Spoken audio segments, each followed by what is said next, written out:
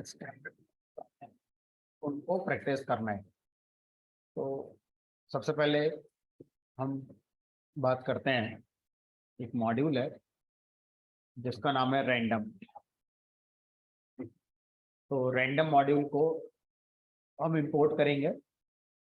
आप इसका एलियास देना चाहते हैं तो ऐड लगा कर दे सकते हैं, फिलहाल हमने नहीं दिया। अब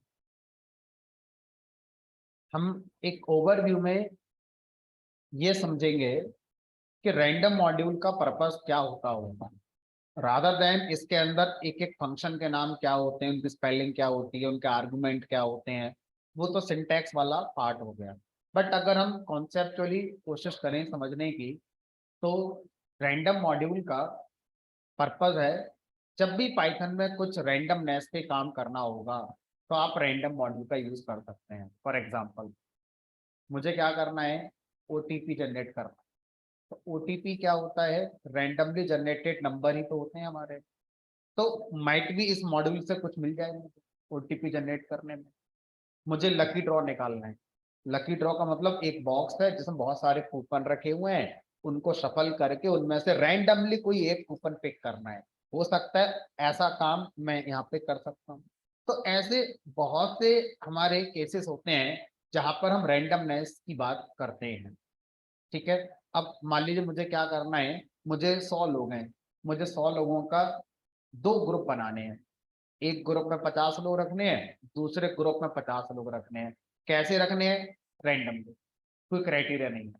तो रैंडमली 50 लोग एक ग्रुप में करना चाहता हूं मैं, और रैंडमली 50 लोग एक दूसरे ग्रुप में करना चाहता हूं। तो ऐसे केसेस में रैंडम मॉड्यूल आपकी हेल्प कर सकता है। जहां भी रैंडमनेस नीड होगी हमें अपने कोडिंग में, वहां पर हम क्या कर सकते हैं, रैंडम मॉड्यूल का यूज कर सकते हैं। ठीक है, ये तो हो गया इसका एक आउटर पिक्चर कि रैंडम मॉड्यूल हम कहां पर यूज कर सकते होंगे। अब आता है एग्जैक्ट, कि एग्जैक्ट मैं इसको अपने प्रोग्राम में जब यूज करूंगा तो कैसे करूंगा। तो उसके लिए हमें नॉलेज होनी चाहिए इसके फंक्शंस की, फंक्शन के आर्गुमेंट की, और उसके क्या वैल्यू को रिटर्न करता है उसकी। ठीक है। तो एक फंक्शन है इसका हमारा जिसका नाम है रैंड इंट। तो रैंडम मॉड्यूल का एक फंक्शन है। तो किसी भी मॉड्यूल का फंक्शन कॉल करने के लिए उस फंक्शन को इंपोर्ट, उस मॉड्यूल को इंपोर्ट करते हैं, और मॉड्यूल के नाम पे डॉट लगाकर उसका जो फंक्शन कॉल करना चाहते हैं वो हम कर सकते हैं। तो एक फंक्शन है इसका नाम है रैंड इंट। अब रैंड इंट फंक्शन क्या करता है, रैंड इंट फंक्शन जैसे ही आप लिख रहे थे तो आइडल ने उसका सजेशन आपको दिखा दिया कि रिटर्न रैंडम इंटीजर, एक इंटीजर रैंडमली रिटर्न करता है in the range a comma b including both point. That mean इस फंक्शन ने कहा कि मैं एक रैंडम इंटीजर जनरेट कर को आपको दूंगा, लेकिन वो रैंडम इंटीजर ऐसा नहीं है कुछ भी हो सकता है। आप एक रेंज बताइए, उस रेंज के अंदर कुछ भी हो सकता है। तो मैंने लिखा 1,100। तो अब ये फंक्शन जब मैं रन कराऊंगा तो ये फंक्शन इस रेंज के अंदर कोई भी एक इंटीजर बनाकर मुझे दे देगा। साथ में लिखा था इंक्लूडिंग बोथ पॉइंट, जो रैंडम जनरेट होगा नंबर वो 1 भी हो सकता है और 100 भी हो सकता है। ठीक है। तो ये क्या हो गया, ये फंक्शन का नाम हो गया, और फंक्शन का काम क्या था वो मैंने आपको बता दिया। ठीक है। अब जो भी नंबर आएगा आप उसे किसी वेरिएबल में स्टोर कर सकते हैं।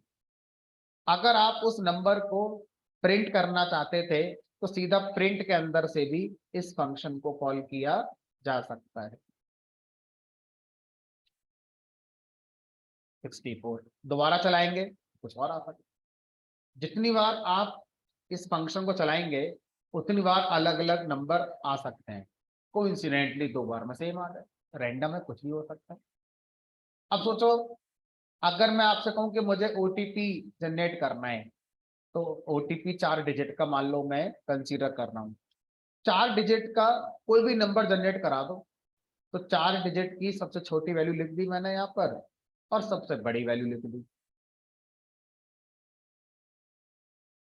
अब जो भी आएगा इसी रेंज में आप उसे ओटीपी मान यूज कर सकते हैं।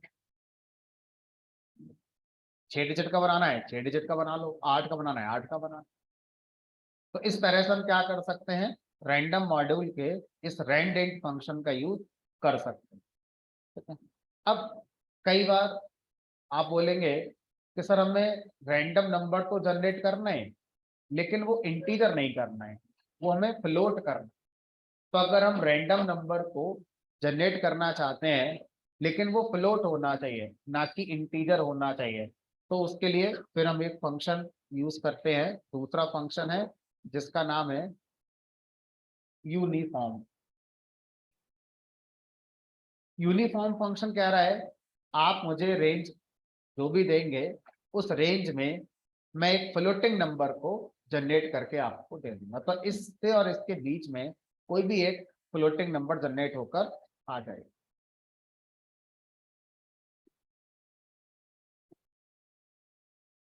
ठीक है। अब मान लीजिए आपके पास कोई एक लिस्ट है, इस लिस्ट में आपने कुछ एलिमेंट्स रखे हैं, तो बाय डिफॉल्ट हम जानते हैं कि लिस्ट के अंदर जो भी एलिमेंट्स होते हैं वो ऑर्डर मेंटेन करते हैं। जिस ऑर्डर में जो एलिमेंट रखा गया है जब हम लिस्ट को प्रिंट कराएंगे तो उसी ऑर्डर में वो एलिमेंट आएंगे। अब मैं इनको अनऑर्डर करना चाहता हूँ, मैं चाहता हूँ लिस्ट अनऑर्डर्ड हो जाए, शफल करना चाहते हैं, जैसे ताश की गड्डी होती है आप उसे शफल करते हैं, ऐसे ही हम लिस्ट को शफल करना चाहते हैं। ठीक है। तो रैंडम मॉड्यूल का एक फंक्शन है जिसका नाम है शफल। शफल फंक्शन कह रहा है लाओ मुझे वो लिस्ट दे दो जिसको आप शफल करना चाहते हैं, हमने कहा एक्स। अब ये शफल करके आपको कुछ भी वापस नहीं करता, ये कह रहा है कि मैं एक्स के पास गया और उसी को शफल करके आ गया, आपको कुछ भी नहीं मिलेगा। तो अगर आप इस फंक्शन को प्रिंट में लिख देंगे तो ये आपको नन वापस करेगा क्योंकि ये कुछ भी वापस नहीं करता है। ठीक है। तो आपको क्या करना है, इस लाइन को लिखने के बाद नेक्स्ट लाइन पर आना है और फिर से एक्स को ही प्रिंट करना है, इस फंक्शन को प्रिंट नहीं करना क्योंकि ये फंक्शन आपको कुछ भी वापस नहीं करता है, जो लिस्ट थी उसी को जाके शफल कर देगा। देखो 30 60 50 40 20 10, दोबारा चलाओगे तो इस बार कुछ और शफलिंग हो सकती है। देखो 30 20 हो गए, पहले 60 था 20 हो गया। ठीक है। तो इस तरह से अगर आप शफलिंग करना चाहते हैं किसी भी लिस्ट की तो आप कर सकते हैं। अच्छा अब मान लीजिए मुझे क्या करना है, मुझे इस लिस्ट में से हम मान के चलते हैं कि ये कुछ कूपन नंबर लिखे हुए हैं, 6 लोगों ने कोई लकी ड्रॉ में पार्टिसिपेट किया है और ये उनके कूपन नंबर है। अब मुझे इसमें से किसी एक विनर को सेलेक्ट करना है, दैट मीन्स हमें इस लिस्ट में से कोई एक एलिमेंट को पिक करना है। कैसे करेंगे, तो रैंडम मॉड्यूल के अंदर एक फंक्शन है जिसका नाम है चॉइस। चॉइस फंक्शन कह रहा है आप मुझे लिस्ट दे दो, मैं उस लिस्ट के अंदर से रैंडमली कोई भी एक वैल्यू लाकर आपको दे दूंगा, कौन सी होगी नहीं पता, रैंडमली वो कोई भी हो सकती है। तो वो वैल्यू आप किसी वेरिएबल में स्टोर कर सकते हैं इस बार, या सीधा प्रिंट करना चाहें तो प्रिंट कर सकते हैं। 60 इसने पिक करके दिया, अगली बार चलाया, अगली बार इसने 10 पिक करके दिया। तो लिस्ट में से रैंडमली हम कोई भी एक एलिमेंट अगर पिक करना चाहते हैं तो यूजिंग चॉइस फंक्शन इस काम को किया जा सकता है। अब देखो यहाँ पर मैं लिस्ट की बात कर रहा हूं, तो कई बार ऐसा होता है कि मैं लिस्ट की जगह टपल का भी यूज कर सकता था, सेट का भी यूज कर सकता था। तो रैंडम मॉड्यूल ऐसा नहीं है कि वो सिर्फ लिस्ट पे ही चलता है, वो किसी भी कंटेनर पे काम कर सकता है। ठीक है। आप ऐसा भी कर सकते हैं, किसी स्ट्रिंग से कोई करेक्टर आपको फैच कराना है, मान लो आपने लिख दिया यहाँ पर ड्यू कैच, अब इसमें से रैंडमली कोई एक करेक्टर आपको चाहिए तो आप स्ट्रिंग भी यहाँ पे लिख सकते हैं। तो मैं कह रहा हूँ आपको यहाँ पे सिर्फ लिस्ट नहीं लिखा जा सकता, एक स्ट्रिंग भी लिख सकते हैं, टपल भी लिख सकते हैं, रेंज फंक्शन से बनी सीक्वेंस ही पास कर सकते हैं। तो चॉइस में मल्टीपल ऑप्शंस अवेलेबल हैं, जो सिर्फ लिस्ट ही नहीं है। ठीक है, अब आपके पास इस तरह के रैंडम मॉड्यूल में और भी फंक्शन होंगे। जैसे आपने कहा कि मुझे क्या करना है, मुझे सैंपल बनाना है। मान लीजिए ये लिस्ट है, मुझे इस लिस्ट से 3 एलिमेंट चाहिए, एक नहीं चाहिए, मुझे इसमें से 3 को सेलेक्ट करना है। कौन से 3 मुझे भी नहीं पता। तो अगर मुझे एक चाहिए तो हम चॉइस का यूज कर सकते हैं। एक फंक्शन होता है जिसका नाम है सैंपल। सैंपल फंक्शन कह रहा है लाओ मुझे लिस्ट दो, बताओ कितने चाहिए, k इक्वल टू 3। के कीवर्ड आर्गुमेंट की तरह पास करना है। तो के आर्गुमेंट क्या बताएगा, number of elements that you want in your sample. ठीक है, तो सैंपल का मतलब क्या हुआ, सैंपल जैसे आप कहीं भी ब्लड टेस्ट कराने जाते हैं तो पूरी बॉडी में ब्लड का सैंपल थोड़ी कलेक्ट कराओगे, पूरी बॉडी से कहीं से भी सैंपल ले लो, जो उस एरिया में है बॉडी में वो पूरी बॉडी में ऐसा ही होगा। तो ये तो मैं आपसे कह रहा हूँ कि सैंपल का मतलब है कोई एक पोर्शन। किसका पोर्शन, इस लिस्ट का। कितना, हमने कहा 3 एलिमेंट।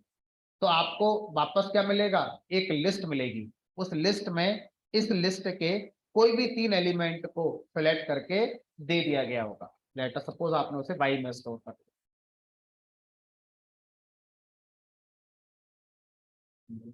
3 एलिमेंट आ गए, सेलेक्ट होगा।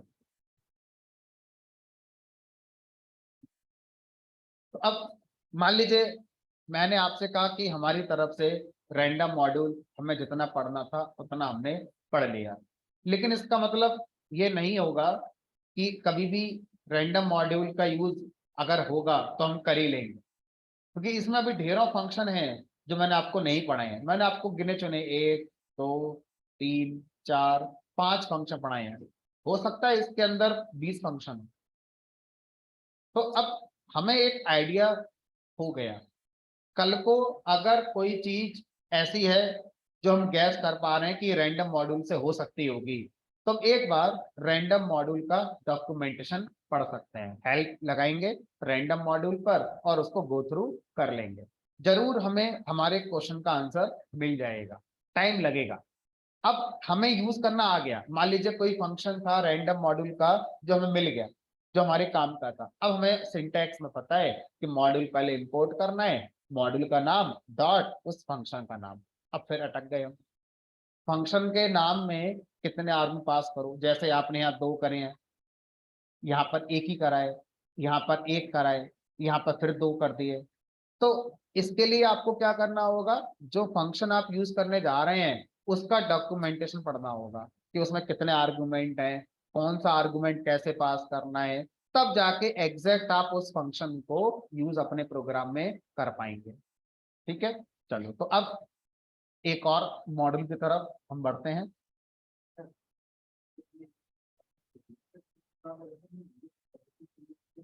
लिस्ट हमें डबल मतलब समझ में नहीं आया, डबल का मतलब कर दी, सफल वाली यूज होगी। तो सफल फंक्शन का कहना यह है कि मैं ओरिजिनल लिस्ट को जाके ही सफल कर देता हूं। अगर आपकी प्रॉब्लम स्टेटमेंट में ऐसा था कि आपको आगे के प्रोग्राम में ओरिजिनल लिस्ट की जरूरत पड़ सकती है, तो आप इसकी कॉपी बनाकर पहले अपने पास रख लें। आप अगर मेरे पास आओगे तो मेरे पास इसका आंसर नहीं होगा कि मेरे पास ओरिजिनल लिस्ट अब नहीं रही। आगे के प्रोग्राम में अब हमें ये कभी पता नहीं कर पाएंगे ओरिजिनल लिस्ट का ऑर्डर क्या था। तो ये हमारा प्रॉब्लम स्टेटमेंट में अगर गिवन है तो हमें खुद से इसकी कॉपी बनाकर पहले रखनी होगी। ठीक है, कैसे बनाओगे लिस्ट की कॉपी, सर कैसे ही बना लो। मान लो मैंने यहाँ पर Z equal to X dot copy, तो कॉपी फंक्शन का यूज करके हम क्या कर सकते हैं, जेड की कॉपी बना सकते हैं।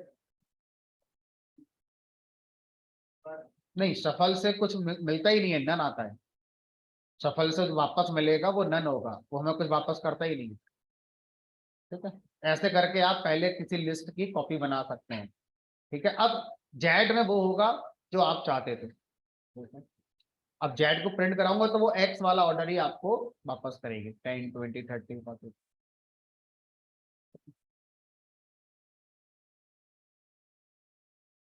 अब जैसे मान लो इन्होंने ये क्वेश्चन पूछा अपने आप से, और मान लो अभी मैं क्लास में नहीं होता, या ऐसी सिचुएशन होती है कि सामने बताने वाला नहीं है, तो आप क्या करते? सोचेंगे कि भाई अगर मुझे एक्चुअल लिस्ट है उसी में चेंज कर दिया गया है तो जरूर मुझे कॉपी बनानी चाहिए। लेकिन अब मुझे ये नहीं पता कि कॉपी बनाने के लिए करना क्या होता है, गूगल कैलकुलेट असाइन, चलो जेड इक्वल टू एक्स। तो जब आप ऐसा करते हैं तो चीजें थोड़ी अलग हो जाती हैं। देखो मेमोरी में क्या है, ये लिस्ट है। चलो ये भी उन्होंने अच्छा क्वेश्चन पूछ लिया, याद आ गई। 10 20 30 40।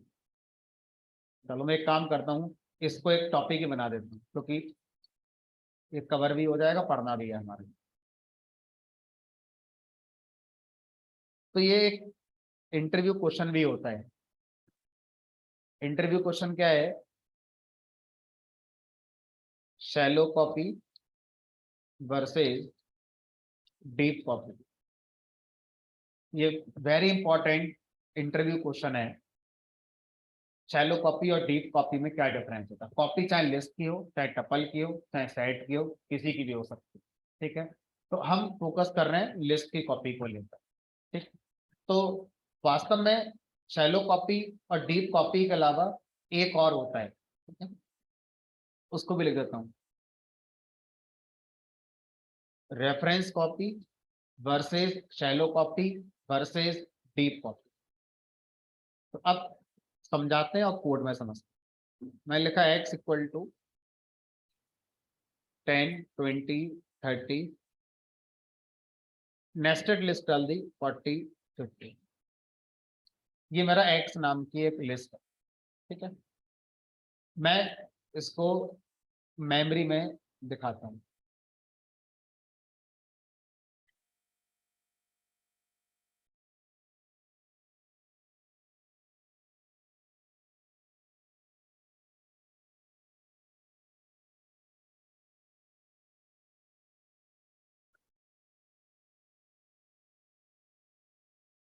ये हो गया 10,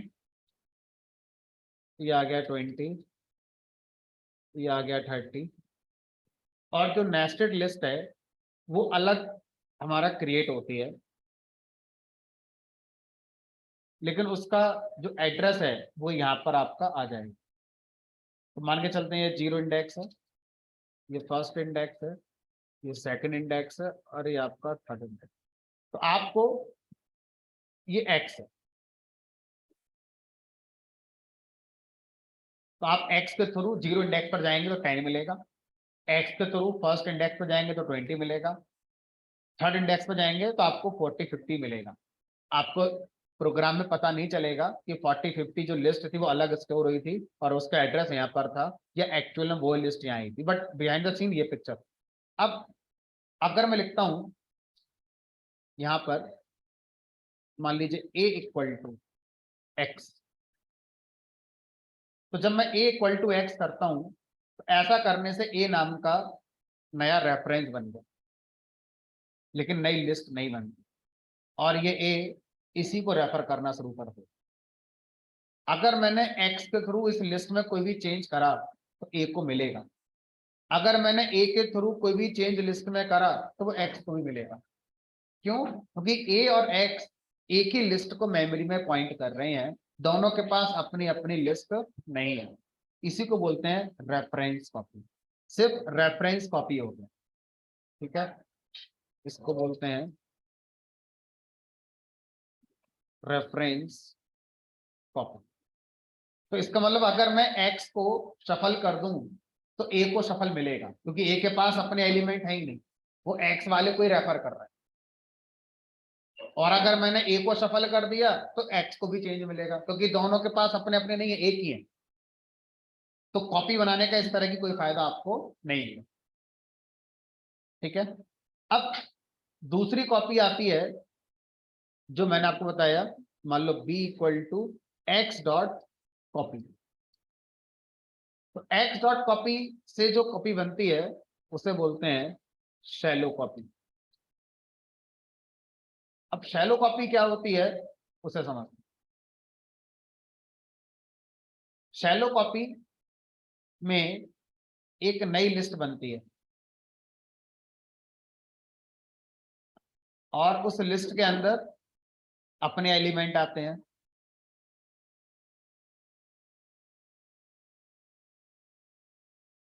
ठीक है, बात ना करें अब। और यहां पर आपका 10 आ गया, 20 आ गया, 30 आ गया। लेकिन जो आपका नेस्टेड लिस्ट है उसकी कॉपी अभी भी नहीं बनेगी। नेस्टेड लिस्ट वही वाली एक्सेस हमारी हो रही है और ये आपको क्या बनकर आ गया, बी।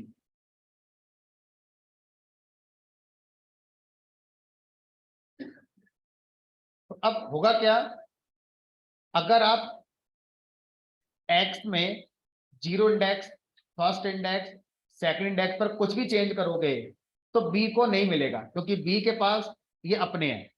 बी के पास जीरो इंडेक्स पर अपना 10 है, फर्स्ट इंडेक्स पर अपना है, सेकंड इंडेक्स पर अपना है।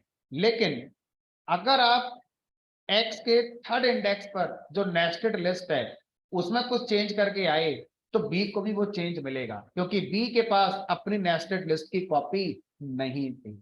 तो शैलो कॉपी में क्या होता है, जो हमारे सिंपल एलिमेंट हैं इंटीजर फ्लोट वाले, जो कंटेनर टाइप के नहीं है, उनकी कॉपी तो अलग बन जाती है। लेकिन अगर कोई लिस्ट है, कोई टपल है, कोई सेट है, उसकी अलग कॉपी अभी भी नहीं बनती। तो कॉपी से इस तरह की जो कॉपी बनती है उसे बोलते हैं शैलो कॉपी, जिसमें नेस्टेड लिस्ट की अलग कॉपी ना बनकर वही नेस्टेड लिस्ट शेयर हो जाएगी, लेकिन रिमेनिंग एलिमेंट्स की अलग नई कॉपी हमारी बन जाती है। इसे बोलते हैं शैलो कॉपी। ठीक है, उसके बाद आता है एक और, डीप कॉपी। तो डीप कॉपी करने के लिए हमें क्या करना होगा, एक मॉड्यूल इंपोर्ट करना होता है जिसका नाम भी कॉपी है। तो कॉपी नाम का ही क्या है, एक हमारा मॉड्यूल है। ठीक है, कॉपी मॉड्यूल के अंदर एक फंक्शन है जिसका नाम है डीप कॉपी। ये कह रहा लाओ मुझे लिस्ट दो, मैं उस लिस्ट की डीप कॉपी बनाकर आपको दे दूं। तो अब ये जो कॉपी बनी, ये कॉपी हमारी कहलाएगी डीप कॉपी।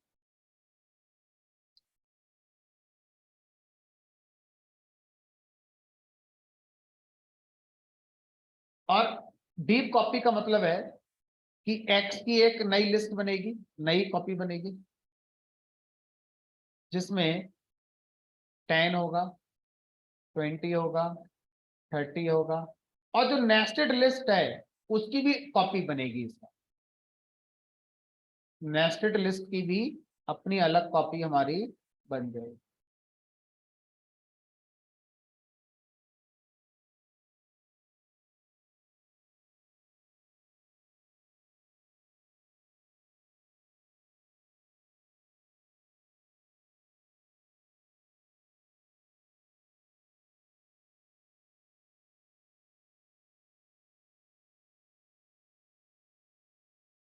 ये आ गया आपका 10, ये आ गया 20, 30, और ये इसको अपना अलग रेफर करना है। तो अब एक्स में कहीं भी चेंज करो, सी को कोई मतलब नहीं है। एक्स और बी में अगर नेस्टेड लिस्ट में चेंज करोगे तो दोनों में होगा, क्योंकि दोनों एक ही नेस्टेड लिस्ट को रेफर कर रहे हैं। एक्स और ए एक ही हैं, अलग है ही नहीं, सब दो नाम अलग हैं, लेकिन इंटरनली लिस्ट हमारा एक ही है। तो ऐसी कॉपी क्या कहलाती है, डीप कॉपी हमारी कहलाती है। तो शैलो वाटर, डीप वाटर, जो स्विमिंग पूल में जाते हो या कहीं नहाने जाते हो तो वहां पर कहते हैं ना पानी कम गहरा है, यहाँ पानी ज्यादा गहरा है। कम गहरे पानी को अंग्रेजी में शैलो वाटर कहते हैं। ज्यादा गहरे पानी को डीप वाटर कहते हैं। सेम यहाँ पर है, कम गहरा, मतलब नेस्टेड लिस्ट की कॉपी अलग नहीं करी है ना। डीप, डीप माने अंदर अगर नेस्टेड लिस्ट है तो उसकी भी अलग कॉपी बना दी हमने, दैट इज डीप कॉपी। तो एक साइंस है, उस साइंस को आप यहाँ पर समझ सकते हैं। ठीक है, अब इसको प्रैक्टिकली अगर मैं करके दिखाना चाहूँ तो कैसे दिखा सकते हैं? तो मैं क्या करता हूँ, सबसे पहले प्रिंट करता हूँ ए के लिए और एक्स के लिए जो ओरिजिनल लिस्ट है, बी के लिए जो उसकी, और ए के लिए। तो एक्स ओरिजिनल लिस्ट है, ए उसकी रेफरेंस कॉपी है, बी उसकी शैलो कॉपी है, सी उसकी डीप कॉपी है। आउटपुट देखने वालों को फर्क ही पता नहीं चलेगा, उसे लगेगा सब कॉपी हो गया, सब अलग अलग आ रहा है। देखो ये ओरिजिनल लिस्ट एक्स है, ये ए है, ये बी है, ये सी है। अब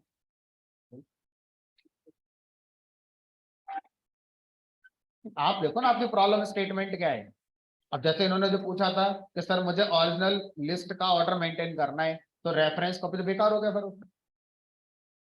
कौन सा बढ़िया होगा सोचो, अगर इसका एक आंसर होता तो पाइथन वाले इतने बनाते ही क्यों, फिर एक ही बनाते जो बढ़िया होता। मार्केट में बहुत सी चीज बढ़िया है तो घटिया क्यों बन रही है, मेरी प्रॉब्लम में नहीं आ रही है वो, मुझे घटिया चाहिए, मैं घटिया ले लूंगा अट्टा से जाके।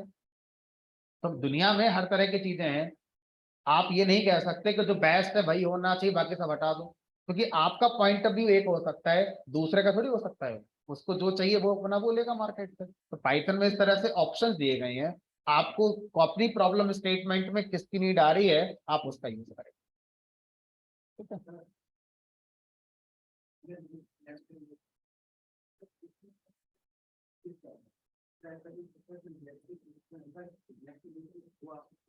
हाँ वो आ जाएगी। आप, हाँ दो होंगे, उनकी शफलिंग या उनका चॉइस जो करना है वो आप कर सकते हैं। तो पहले ये कर देते हैं, फिर जो आप कह रहे थे इस क्वेश्चन का आंसर भी दे देते हैं।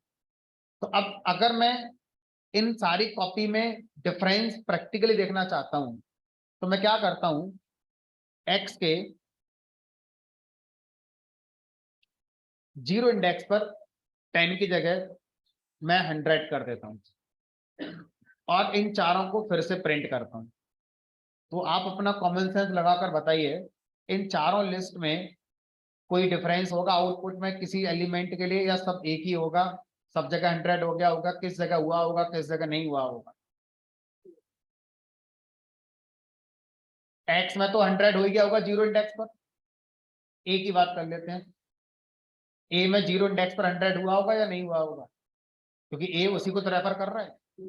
लेकिन बी में नहीं होगा, क्योंकि बी का जीरो इंडेक्स पर 10 अलग था, तो ये तभी बदलेगा जब बी के थ्रू चेंज करेंगे। सी में भी चेंज नहीं होगा, तो सिर्फ एक्स और ए में चेंज हो गया होगा, बाकी बी और सी में चेंज अभी नहीं होगा। ठीक है, तो इससे ये एक्स हो गया, ये ए हो गया, ये बी और सी। तो ये तो समझ में आ गया, जो ए है वो सिंपली एक रेफरेंस कॉपी है, उसमें एक नया नाम आ गया लिस्ट का, अंदर लिस्ट थोड़ी बनी है। ठीक है, अब अगर मैं आपसे कहूं कि मुझे इस लिस्ट एक्स के अंदर जो नेस्टेड लिस्ट है इसके अंदर एक एलिमेंट है उसमें चेंज करना है, तो कैसे कर लोगे? तो सोचो, सबसे पहले बताओ एक्स के किस इंडेक्स पर नेस्टेड लिस्ट है? थर्ड पर। थर्ड पर आ गए। अब थर्ड पर जो लिस्ट मिलेगी उसमें कितने एलिमेंट हैं? दो। तो उनमें से अगर मैं पहले एलिमेंट तक पहुंचना चाहता हूं तो उसका इंडेक्स क्या होगा? जीरो। इस बार दो स्क्वायर ब्रैकेट लगाएंगे, है ना, और यहाँ पर क्या लिख दोगे? जीरो। इसका मतलब है एक्स लिस्ट के अंदर थर्ड इंडेक्स पर जो लिस्ट है उसके जीरो इंडेक्स पर हम आ गए। तो सर ऐसे अगर यहाँ भी एक लिस्ट होती तो फिर एक इंडेक्स और लगाते ऐसे कर। तो जितनी डेप्थ है लिस्ट में उतने इंडेक्स आपको यहाँ पर यूज करने होंगे। तो इसको हम डायमेंशन कह देते हैं कुछ लैंग्वेज में, 1 डायमेंशन, 2 डायमेंशन, 3 डायमेंशन, 4 डायमेंशन, ऐसे करके। ठीक है, फिलहाल हम इतने तक रुक गए। तो अगर मैं ऐसे करते यहाँ पर कर दूं, मान लीजिए 400, तो इसका मतलब मैं एक्स के थर्ड इंडेक्स पर जो लिस्ट है उसके जीरो इंडेक्स पर वैल्यू बदल रहा हूँ, 400 कर रहा हूँ। तो मैंने यहाँ पर 400 कर दिया। अब बताओ किस किस को चेंज मिलेगा?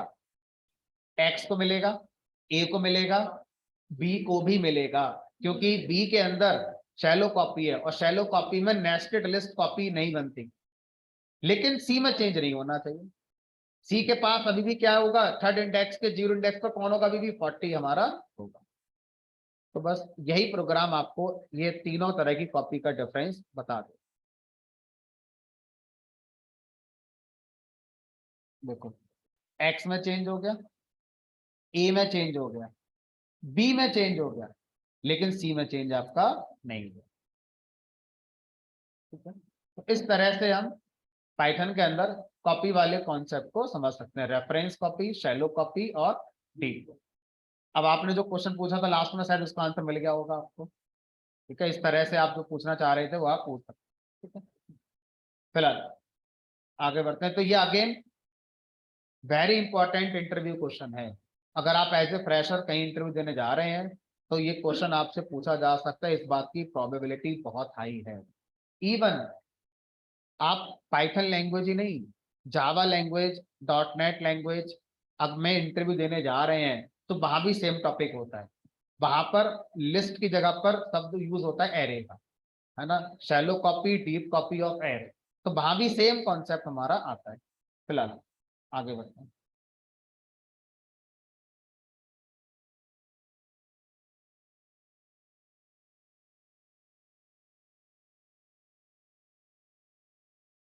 नेक्स्ट मॉड्यूल है हमारा, जिसका नाम है टाइम मॉड्यूल। तो टाइम मॉड्यूल के अंदर कुछ ऐसे फंक्शंस हैं जो सिस्टम का डेट टाइम पे काम करते हैं। जैसे मान लीजिए मुझे क्या करना है, अभी करंट टाइम चाहिए, जो भी टाइम आपके कंप्यूटर में हो रहा है वो टाइम मुझे फैच करना है। तो टाइम मॉड्यूल का एक फंक्शन है जिसका नाम है सी टाइम। सी टाइम क्या करता है, हमारे कंप्यूटर का जो भी टाइम अभी है, जो भी डेट है, उसको फैच करके एज ए स्ट्रिंग आपको दे देता है। अब आप उसे किसी वेरिएबल में स्टोर करना चाहते हैं तो कर सकते हैं, क्योंकि हमें ये टाइम रिटर्न करता है। अब आप उसे प्रिंट करना चाहते हैं तो प्रिंट भी कर सकते हैं।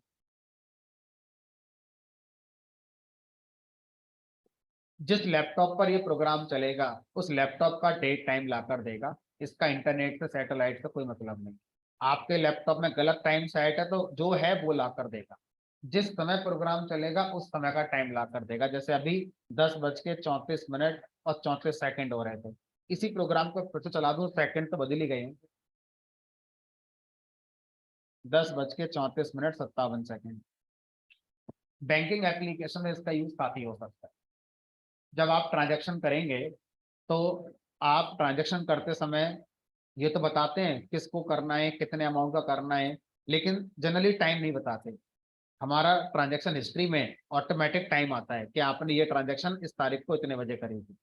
तो वहां पर ऐसी एप्लीकेशन में हम इस तरह के फीचर का यूज बहुत कर सकते हैं। ढेरों एप्लीकेशन ऐसी हैं जहां पर अब डेट टाइम पर काम किया जाता है। ठीक है, इंडस्ट्री के अंदर एक फीचर होता है लॉग मेंटेन करना, LOG लॉग। तो लॉग मेंटेन करने का मतलब यही होता है कौन कब आया, कौन कब गया, उसका टाइम मेंटेन करना। जैसे आप किसी बिल्डिंग में जाते हैं तो सिक्योरिटी गार्ड रजिस्टर पे एंट्री कराता है, नाम बताओ, कहाँ से आए हो, किससे मिलना है, टाइम डाल दो। अब उसी का अगर मैं सॉफ्टवेयर बना दूं, जैसे ही आप गए आपका पंच लगा दिया, सारा डेटा अपने आप आ गया। तो वो सॉफ्टवेयर क्या करेगा, उस समय का टाइम फैच करेगा अपने आप से, आपसे एंटर करने की जरूरत नहीं है। तो इस तरह का कोड वहां पर यूज किया जाता है। इस तरह के ढेरों एप्लीकेशन है जहां पर हम ऐसा कर सकते हैं। कई बार ऐसा होता है कि हम अपने प्रोग्राम के एग्जीक्यूशन में कुछ पॉज करना चाहते हैं, एग्जीक्यूशन को पॉज करना है, रोकना है। जैसे मैंने यहाँ पे लिखा, मान लीजिए बाय। अब मैं चाहता हूँ बाय से पहले प्रोग्राम कुछ देर रुके। तो स्लीप नाम का एक फंक्शन है जिसका यूज करके हम प्रोग्राम को कुछ सेकंड के लिए स्लीप कर सकते हैं। लेफ्ट 5 डाल दिए तो इस लाइन की वजह से क्या होगा, हमारा प्रोग्राम 5 सेकंड के लिए स्लीप हो जाएगा और 5 सेकंड के बाद फिर आगे वो एग्जीक्यूट होगा।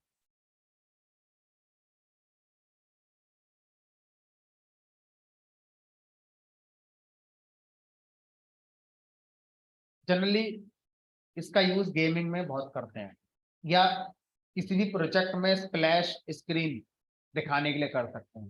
फॉर एग्जाम्पल, आपने कोई ऐप बनाई, अब आपका यूजर उस ऐप को लॉन्च करेगा, तो पहले आप चाहते हो कुछ देर आपकी ऐप का लोगो दिखे, उसके बाद फिर लॉगिन स्क्रीन आई, तो कितनी देर तक दिखे, उतनी देर तक लॉगिन स्क्रीन नहीं आनी चाहिए। तो वहां पर हम स्लीप लगाकर कंट्रोल कर सकते हैं। आप किसी भी प्रोजेक्ट में स्लाइडर बनाना चाहते हैं, स्लाइडर का मतलब क्या होता है कि आपने कोई एक पेज बनाया और इसमें एक लोगो इमेज आ रही है। अब एक इमेज के बाद दूसरी इमेज आएगी, फिर तीसरी आएगी, फिर चौथी आएगी, तो कितने कितने इंटरवल पर आएंगे। तो ऐसे कोड के लिए आप स्लीप का यूज कर सकते हैं। ठीक है, तो इस तरह के ढेरों रिक्वायरमेंट हैं जहां पर आप स्लीप का यूज कर सकते हैं। गेमिंग एप्लीकेशन में बहुत इसका यूज होता है स्लीप का। ठीक है, जैसे आप बहुत सारे गेम खेलते हो, तो उसमें अलग अलग लेवल आते हैं जिसमें स्पीड आपकी कम ज्यादा होती है।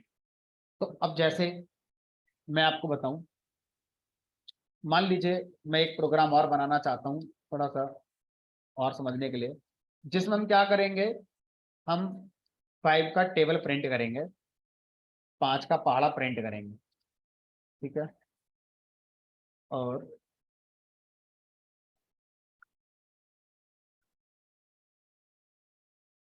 ये हमारा हम चाहते हैं I × 5।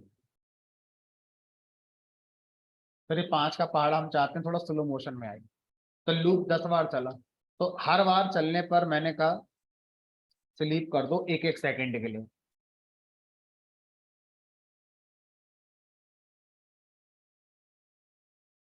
मुझे डिजिटल क्लॉक बनानी है, ऐसी बनेगी।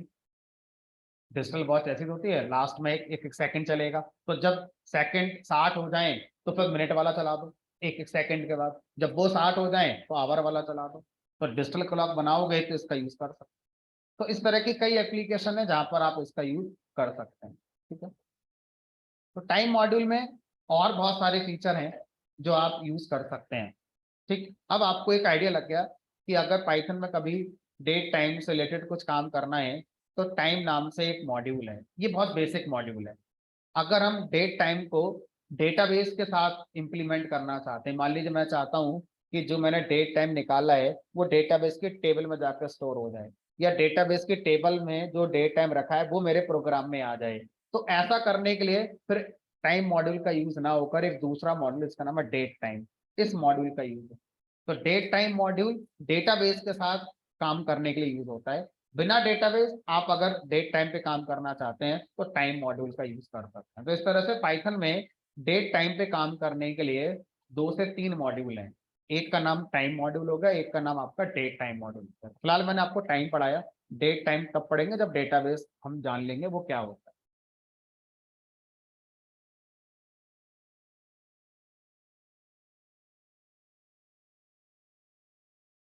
अब एक मॉड्यूल और है जिसका नाम है कैलेंडर मॉड्यूल। कैलेंडर मॉड्यूल कह रहा है कि आप मुझसे किसी भी मंथ का कैलेंडर प्रिंट करवा सकते हैं। आप मुझे बताइए किस ईयर के किस मंथ का कैलेंडर चाहिए। तो कैलेंडर मॉड्यूल के अंदर एक फंक्शन है जिसका नाम है मंथ, और मंथ फंक्शन में आप बताएंगे ईयर, मान लो 2023 डाल दिया, मंथ डाल दिया मार्च, तो मार्च 2023 का कैलेंडर जो भी आएगा आपको वापस कर दिया जाएगा। आप उसे एक वेरिएबल में स्टोर कर सकते हैं। हमें प्रिंट कराना है तो हम सीधा प्रिंट के अंदर भी लिख सकते हैं।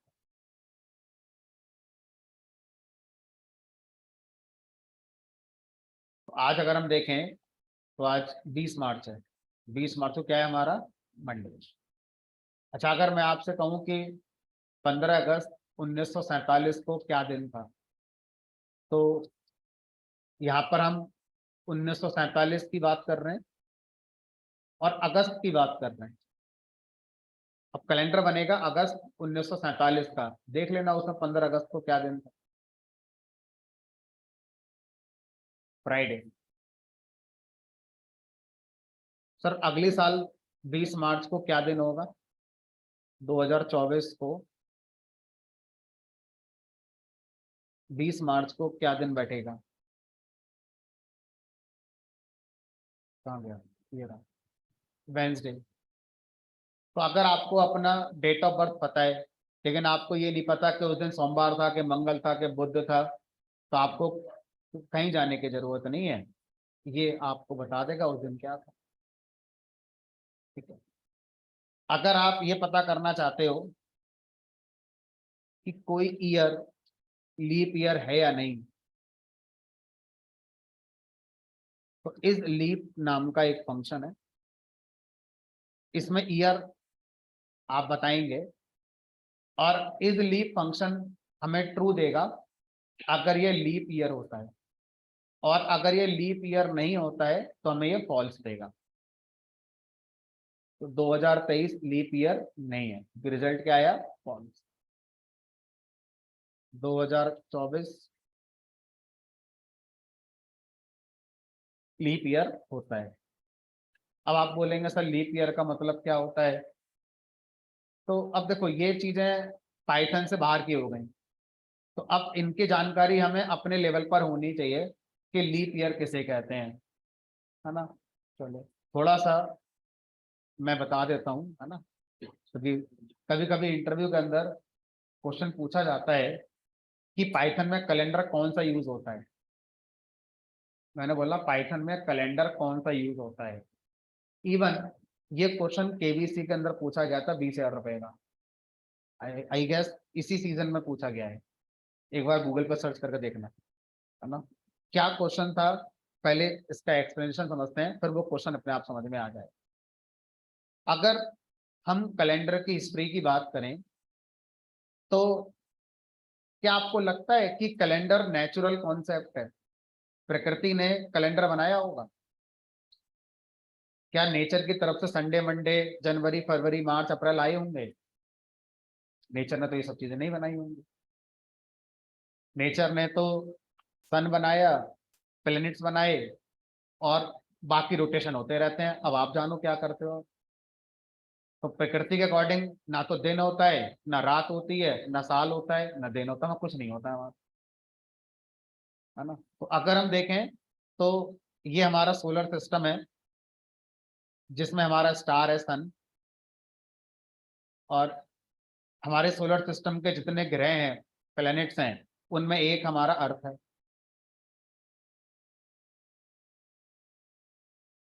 तो ये जो अर्थ है वो अपने एक्सिस पर ऐसे घूमती है। आप बोल रहे हो सर घूम रही तो हमें बैठे क्यों हैं, हम नोएडा से ग्रेटर नोएडा क्यों नहीं पहुंच गए, नोएडा से दिल्ली क्यों नहीं पहुंच गए? तो भाई अगर मैं आपसे कहूं ये एक कार है, यहाँ पर एक इंसान है, इंसान रुका हुआ है, कार 80 किलोमीटर की स्पीड से चल रही है, तो इस इंसान को लगेगा 80 किलोमीटर की स्पीड से कार चल रही है। अच्छा, इस कार के अंदर दो इंसान बैठे हैं, तो क्या इस इंसान को इस इंसान की स्पीड अच्छी लगेगी? क्यों, कार तो चल रही है 80 की स्पीड से। क्या कार रुकी हुई है? हमने कहा नहीं, कार तो चल रही है, क्योंकि 80 की स्पीड से ये भी चल रहा है और 80 की स्पीड से ये भी चल रहा है। अच्छा चलो छोड़ो, एक दूसरी कार है, यहां पर एक बंदा बैठा हुआ है और इस कार की स्पीड भी 80 है। अब बताओ इस इंसान को इस इंसान की स्पीड क्या लगेगी, या इस इंसान को इस कार की स्पीड क्या लगेगी? 80 लगेगी। गजब समझा। जब ये भी 80 की स्पीड से चल रही है कार, ये भी 80 की स्पीड चल रही है, तो इस वाले इंसान को जीरो लगेगी, ऐसा लगेगा खड़ी है कार, रुकी हुई है। लेकिन इस इंसान को लगेगा नहीं, इस कार की स्पीड तो 80 है क्योंकि ये रुका हुआ है। तो कहानी क्या है, कहानी है रिलेटिव मोशन की। तो अब आप कह रहे हो कि पृथ्वी घूम रही है, तो हम क्यों नहीं घूम रहे हैं? क्योंकि पृथ्वी घूम रही है तो जो इंसान इस जगह पे है और जो इस जगह पे है, पूरी पृथ्वी घूम रही है ना, तो ये वाला यहाँ आ गया, आप यहाँ आ गए, तो आपको और इसके बीच की जो डिस्टेंस है वो सेम लग रही है। हो सकता है अभी आप दिल्ली पहुंच गए हो, लेकिन दिल्ली वाले तो आगे पहुंच गए होंगे, तो अभी आपको आपकी दिल्ली के बीच की डिस्टेंस एक ही लग रही है।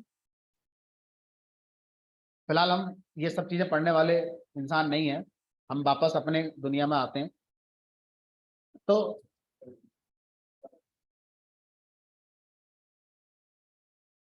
ये जो हमारा अर्थ है, ये अर्थ हमारा अपने एक्सिस पर रोटेट होती है, और जब ये अपने एक्सिस पर रोटेट होती है तो जो लोग यहाँ होते होंगे सूरज के सामने, उनको दिन लगता होगा, और जो देश यहाँ पड़ते होंगे उनको रात होती होगी।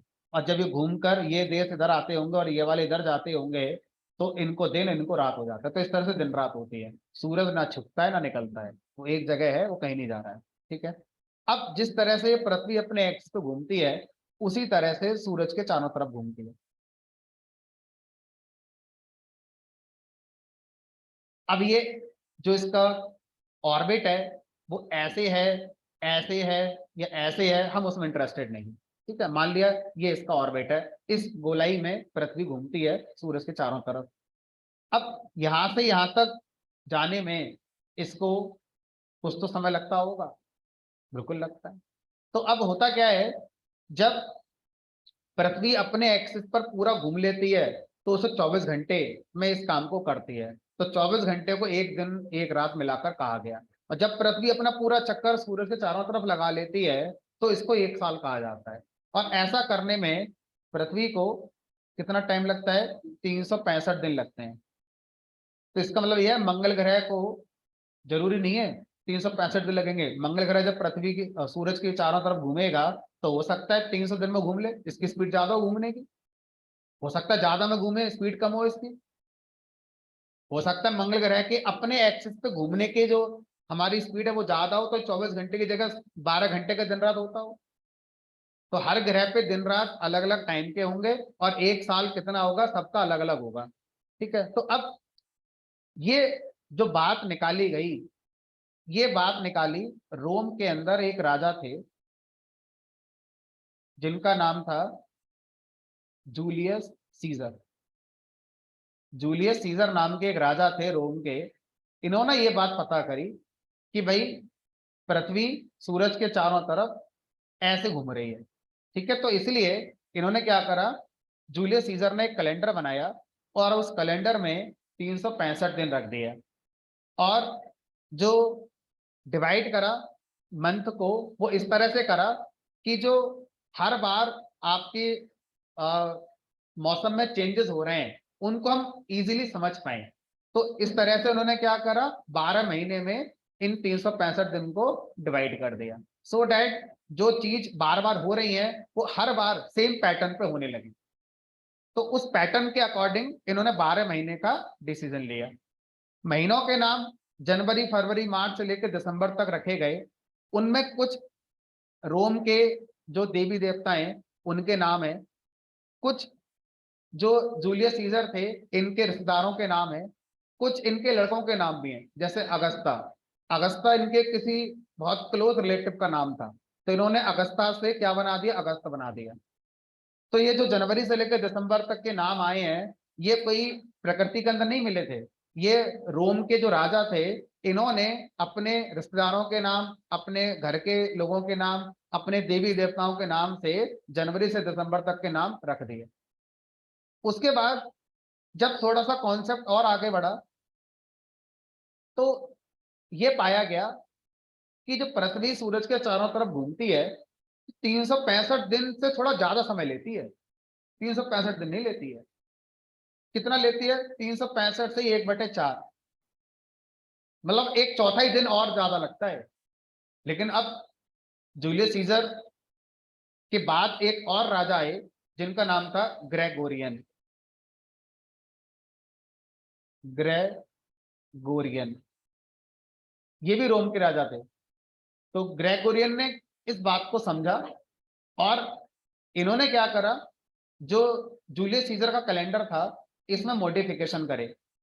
और इन्होंने कहा कि भाई जब पृथ्वी 4 बार सूरज के चक्कर लगा लेगी तो पहले चक्कर में एक चौथाई दिन बचा, अगले वाले में एक चौथाई बचा, तीसरे में बचा, अब चौथे में पहले के तीनों को इकट्ठा कर दो और एक नया दिन बन गया।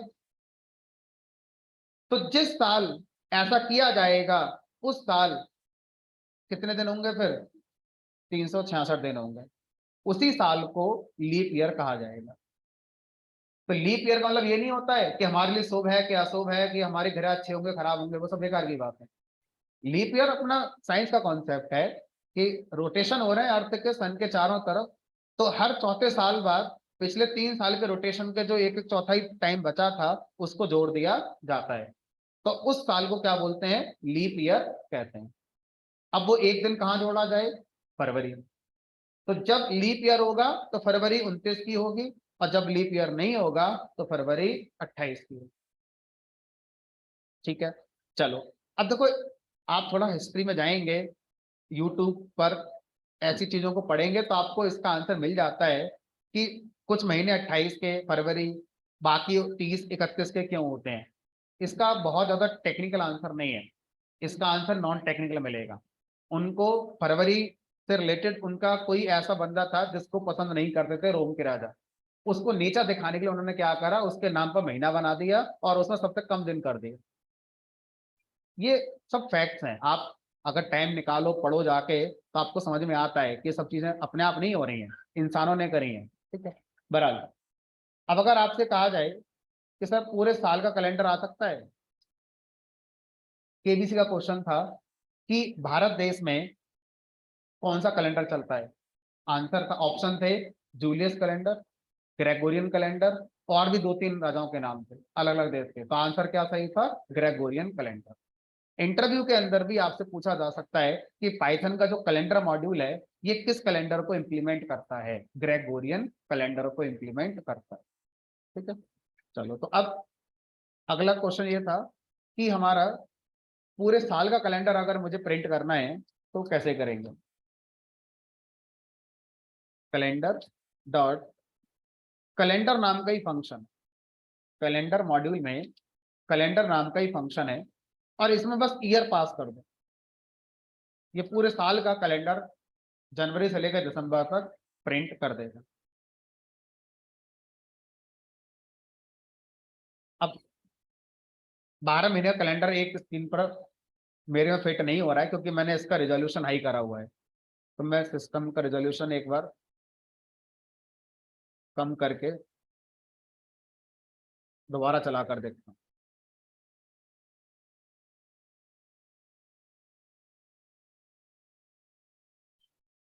जनवरी, फरवरी, मार्च, अप्रैल, मई, जून, तो आप ये नहीं कह सकते सर इसमें जनवरी मार्च में होली नहीं दिखा रहा है, 8 मार्च की होली थी दिख नहीं रही यहाँ पर। तो भाई ये कैलेंडर जो बनाया गया है वो भारत के साथ थोड़ी बनाया गया है।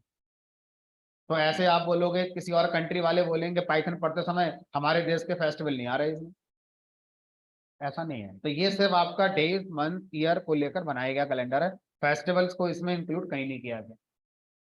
ठीक है, चलो तो इस तरह से हम क्या कर सकते हैं, कैलेंडर मॉड्यूल जो कि ग्रेगोरियन कैलेंडर पे काम करता है उससे रिलेटेड अगर कुछ भी करना होगा तो हमें एक हिंट मिल गया कि हाँ भाई कैलेंडर नाम से एक मॉड्यूल था। अब बहुत सी चीजें और भी हैं जो इसमें से भी हम निकाल सकते हैं। ठीक है, फिलहाल आगे बढ़ते हैं। एक मॉड्यूल है जिसका नाम है मैथ मॉड्यूल, जैसा नाम वैसा काम, मैथमेटिक्स से रिलेटेड जो चीजें होती हैं वो साइड इसके अंदर कुछ मिल जाएंगे। तो मैथमेटिक्स का मतलब तो साइन थीटा कॉस थीटा भी होता था, मैथमेटिक्स में एल्जेब्रा भी होता था, मैथमेटिक्स का मतलब तो मैट्रिक्स भी होती थी, तो मैथ्स का मतलब जोड़ना घटाना भी होता है, तो ये सब गणित ही है। तो इसी से रिलेटेड चीजें होंगी इस मैथ मॉड्यूल के अंदर, तो जरूरी नहीं है सारी चीजें मिलेंगी आपको, है ना। तो आप डॉक्यूमेंट्स में पढ़ सकते हैं हेल्प लगाकर, कुछ फंक्शंस जिनको मैं जानता हूँ वो मैं आपको पढ़ा देता हूँ। तो मैथ मॉड्यूल के अंदर एक फंक्शन है जिसका नाम है SQRT, नाम से काम, स्क्वायर रूट। किसी भी नंबर का अगर आप स्क्वायर रूट निकालना चाहते हैं तो आप निकाल सकते हैं। 16 का स्क्वायर रूट क्या होता है, 4, ये तो आप भी बता सकते हैं, कोई बता सकता है। लेकिन अगर मैं आपसे कह दूं कि एक बड़े नंबर का स्क्वायर रूट बताओ, तो अब आप नहीं बता पाओगे, कागज लेकर पेन लेकर भी नहीं बता पाओगे, बहुत टाइम लगा दोगे और कहोगे छोड़ो सर रहने दो, पूछ लो किसी से, है ना। ये आ गया इसका आंसर। तो किसी भी नंबर का स्क्वायर रूट क्यों निकालते हैं, जो गणित की बातें हैं ये। अगर दो पॉइंट के बीच की डिस्टेंस निकालनी है, ये पॉइंट है x1, ये पॉइंट है y1, ये पॉइंट है x2, ये है y2, तो गणित में आपने पढ़ा था डिस्टेंस दो पॉइंट के बीच की निकालते हैं, x2 माइनस x1 का whole square plus y2 minus y1 का होल स्क्वायर, फिर पूरे का स्क्वायर रूट। तो अगर मुझे दो पॉइंट के बीच की डिस्टेंस निकालनी होगी तो स्क्वायर रूट तो करना पड़ेगा, वहां पर इसकी जरूरत पड़ेगी। ठीक है, और भी फंक्शन है, एक क्यूब रूट करके भी होता है हमारा। क्यूब रूट फंक्शन सबके में नहीं चलेगा, जिनका लेटेस्ट पाइथन है शायद उनके में चलेगा, CBRT। तो क्यूब रूट का मतलब है 1/3, है ना। दैट मीन्स अगर हम स्क्वायर रूट को लिखते हैं ऐसे करके, तो यहाँ पर ऐसे 2 लिख सकते हैं, या इस बात को हम अगर इग्नोर कर दें तो बाय डिफॉल्ट यहाँ पे 2 होता है, और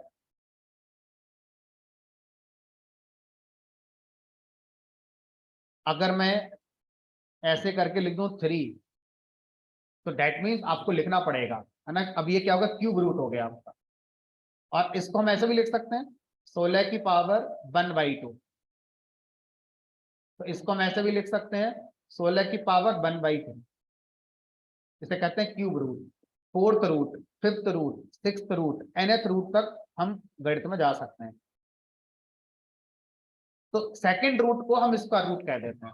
सेकंड, सेकंड मतलब स्क्वायर, सेकंड रूट मतलब स्क्वायर रूट। ठीक है, तो क्यूब रूट का जो फीचर है ये पाइथन में मैथ मॉड्यूल में अभी लेटेस्ट वर्जन में ऐड किया गया है। तो आप में से बहुत से लोगों के लैपटॉप में ये एरर आ जाएगी, ये 3.10 में ऐड हुआ है। तो अगर आप 3.10 से पहले का वर्जन चला रहे हैं तो एरर आ जाएगी आपको। ठीक है, चलो। तो मैथ मॉड्यूल के अंदर एक फंक्शन है जिसका नाम है फैक्टोरियल। आप किसी भी नंबर का क्या निकाल सकते हैं, फैक्टोरियल निकाल सकते हैं। जैसे अगर मुझे फैक्टोरियल निकालना है 5 का, तो 5 का फैक्टोरियल क्या होगा, 5 से लेकर 1 तक नंबर का मल्टीप्लीकेशन, या 1 से लेकर उस नंबर तक मल्टीप्लाई कर दो। तो 5 का फैक्टोरियल होगा 5 मल्टीप्लाई 4 मल्टीप्लाई 3 मल्टीप्लाई 2 मल्टीप्लाई 1। जब इसे सॉल्व करेंगे तो 120 आ जाएगा।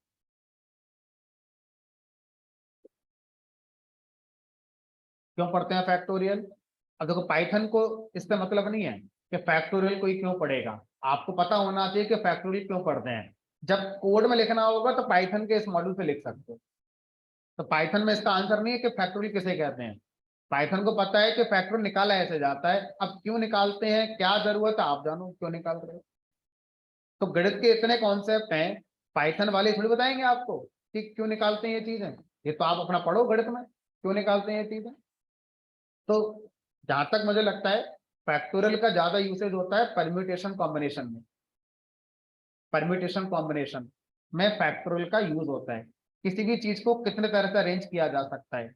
जैसे अगर मैं आपसे कहूं कि भारत में मोबाइल नंबर 10 डिजिट का होता है, 1 2 3 4 5 6 7 8 9 10। तो 10 डिजिट का क्यों बनाया गया, इसके पीछे उन्होंने फैक्टोरियल का कॉन्सेप्ट यूज करा हो। क्योंकि उन्हें पहले ये पता करना होगा कि हम मान लो 2 डिजिट का बनाते, तो 2 डिजिट का मोबाइल नंबर में कितने कॉम्बिनेशन आप यूज कर लोगे, कितने अलग अलग नंबर बना लोगे।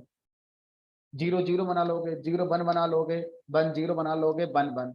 उसके बाद फिर 2 ले आओ, 0 2 लगा लोगे, ऐसे करके 2 0 लगा लोगे, 2 1 हो जाएगा, 1 2 हो जाएगा, 2 2 हो जाएगा, और ले आओ। तो अब बताओ, अगर मैं 0 से 9 डिजिट का यूज करते हुए दो दो के कॉम्बिनेशन बनाऊं तो कितने बना लोगे, 15 20 50 60 100 200 250 300। तो हम ऐसे गिनने की बजाय किसका सहारा ले सकते हैं, फैक्टोरियल का। फैक्टोरियल हमें ये बताता है कि कितने अरेंजमेंट किसी चीज के हमारे इस तरह से हो सकते होंगे।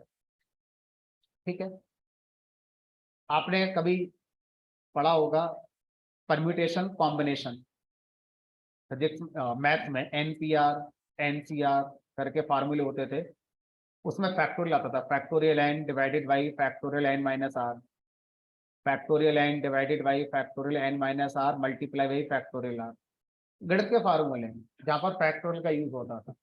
तो इनमें आप नहीं जानना चाहते तो मोटा मोटा बस ये समझ लो कि फैक्टोरियल का पर्पस होता है अरेंजमेंट को लेकर।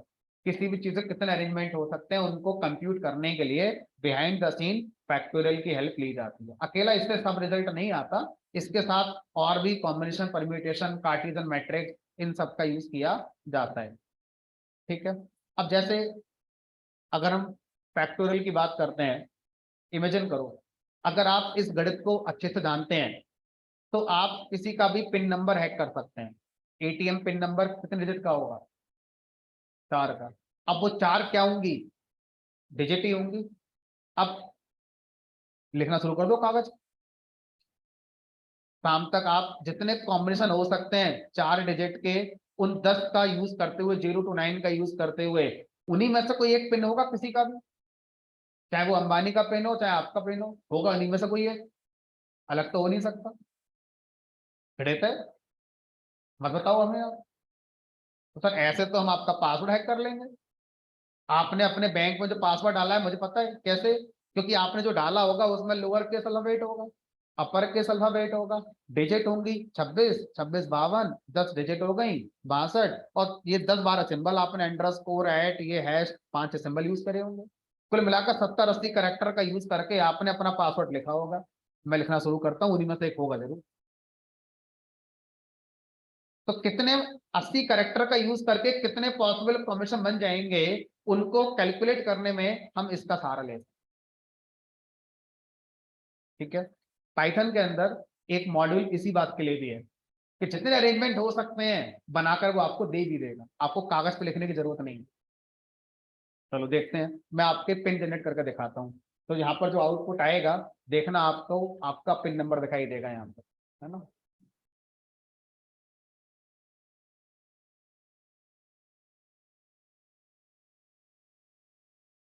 तो एक मॉड्यूल है जिसका नाम है इटरेटर टूल। मान लीजिए मेरे पास एक लिस्ट है, और एक छोटे लेवल पर समझते हैं, मेरे पास 0 है, 1 है, 2 है, 3 है। चलो अभी 3 कर देंगे, 0 1 3 डिजिट है। अब 3 डिजिट का मैं बनाना चाहता हूँ अरेंजमेंट। तो क्या क्या अरेंजमेंट हो सकते हैं वो देखते हैं। तो यहाँ पर लिखा मैंने इटरेटर टूल्स डॉट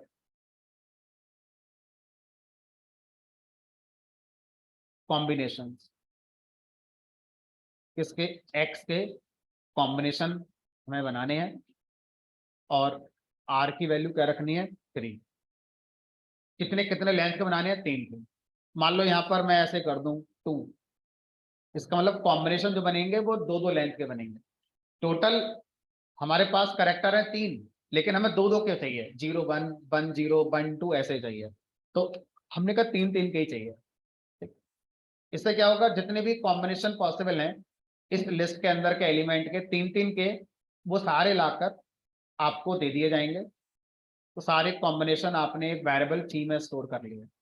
अब वो सारे कॉम्बिनेशन जो सी में आए हैं उनको लूप लगाकर आप निकाल सकते हैं, फॉर आई इन, और वो सारे कॉम्बिनेशन आपको एक टपल में रखकर दिए जाएंगे।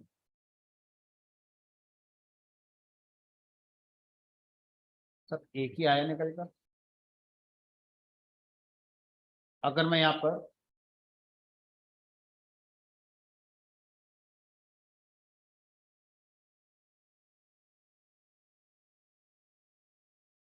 परम्यूटेशंस निकालूं तो ये जनरेट हो गए। एक तो 0 1 2, एक 0 2 1, एक 1 2 0। और अगर मैं कहूँ लेंथ 2 के निकालने हैं सारे परम्यूटेशन तो लेंथ 2 के निकाल दो। 3 के निकालने हैं तो 3 के निकाल लो, मगर 3 के निकाल।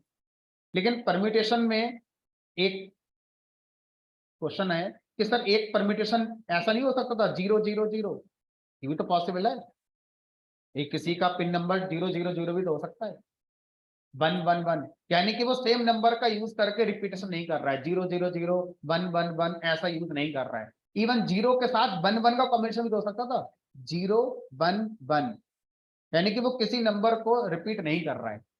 तो अब अगर आप चाहते हैं नंबर रिपीट भी हो तो आप परम्यूटेशन की जगह पर कार्टेशियन प्रोडक्ट निकालते हैं, और उसके लिए प्रोडक्ट नाम का एक फंक्शन।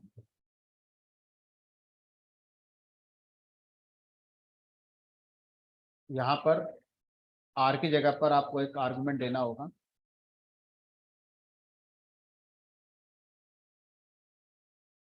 रिपीट। हमने कहा 3-3 लेंथ के बनानी।